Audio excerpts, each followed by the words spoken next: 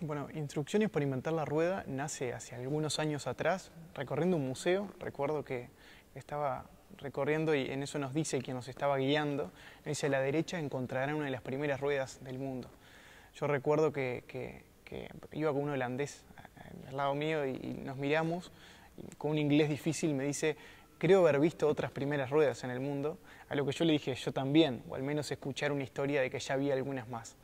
Quedé por esas semanas pensando, ¿no?, en que la historia de la rueda, y me di cuenta en que los países, al momento de buscar planes hacia el desarrollo, también quieren reinventar muchas cosas.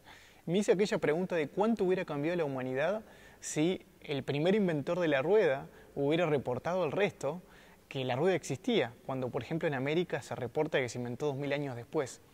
Y vaya si en el desarrollo hoy no sucede lo mismo. A veces queremos reinventar cosas que vemos que en el primer mundo o en países que han avanzado ya están inventadas. Ideas concretas, ideas claras que este libro busca expresar.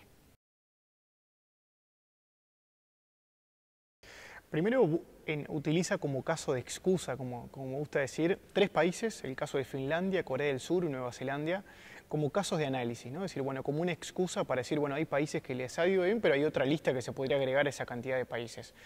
Tomando la experiencia de esos países y las principales variables, lo combinamos en una segunda parte con un grupo de entrevistas a referentes nacionales. Podrían haber sido muchos más, pero en definitiva decidimos por un número concreto de referentes de diferentes partidos políticos, diferentes ámbitos: el sindical, el empresarial, el académico, y le preguntamos a todos ellos cuáles eran las cosas que Uruguay debería trabajar para avanzar hacia el desarrollo.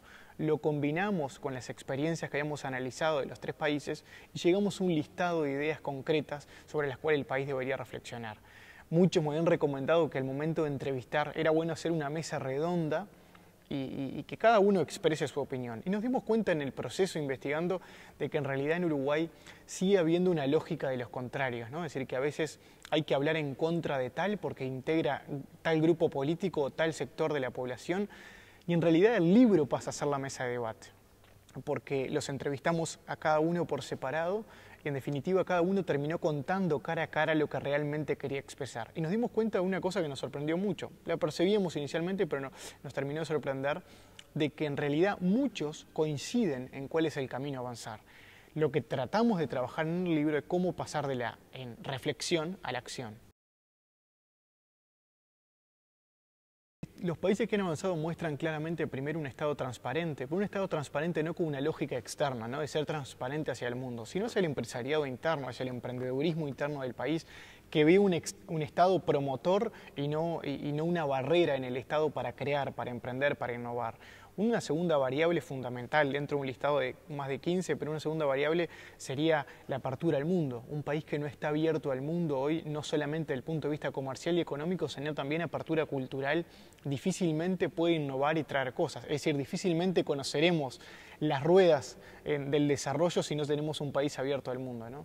Una tercera variable fundamental es el tema educativo. Acá tratamos de hacerlo lo más específico posible porque tiende a ser un tema muy amplio cuando se lo debate, pero trabajar concretamente en focalizarse en la calidad, en la evaluación por resultados, en darle libertad a los centros para que puedan gestionarse, tanto públicos como privados, es una variable específica. Hay muchas más que trata el libro, pero que encontramos como variables centrales. Infraestructura, innovación. Y este listado de temas parece ser como, bueno, titulares, pero claramente acá en el libro lo tratamos de bajar a tierra y realmente trabajarlos como, lejos de ser como una receta, sino más bien como una combinación de cosas sobre las cuales seguir trabajando. El libro no busca ser el final de nada, sino más bien el principio de un debate que queremos poner sobre la mesa, que es el debate sobre el desarrollo. En Uruguay se tiende a hablar de educación, de inserción, pero de forma separada. Y vemos que los países que han funcionado realmente unen todo esto en un plan de desarrollo general. Primero, que Uruguay tiene un consenso, podríamos decir, no asumido, no explicitado, en cuáles son las variables generales para avanzar hacia el desarrollo. Claramente, algunas de las que mencionábamos lo son, pero Uruguay ya tras bambalinas conoce en sus actores sociales cuáles son las cosas, los problemas, ¿no? Ahora estamos en la búsqueda de soluciones y es en eso que se focaliza el libro, en cuáles son las posibles soluciones a los temas que consideramos muchos coinciden. Un punto fundamental que el libro encontró como claro es el foco del liderazgo en los gestores públicos, ¿no?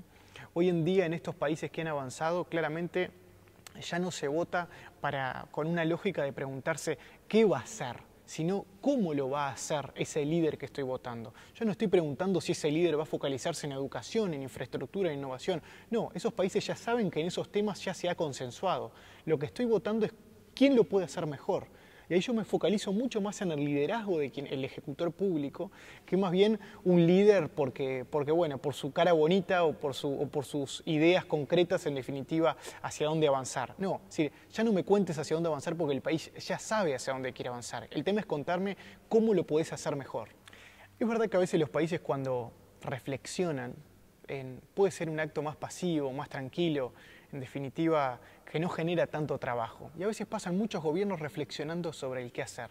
Yo creo que el Louvre descubre algo fantástico, ¿no? Que descubre, o al menos confirma, que un país se transforma solamente desde la acción.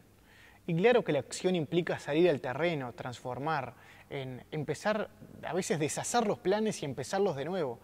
Pero solo así se transforma una sociedad, desde la acción y no únicamente de la reflexión hacia el desarrollo. Si algo podría decir que es el significado más concreto de la rueda, es no hablar del desarrollo, sino más bien hacer el desarrollo.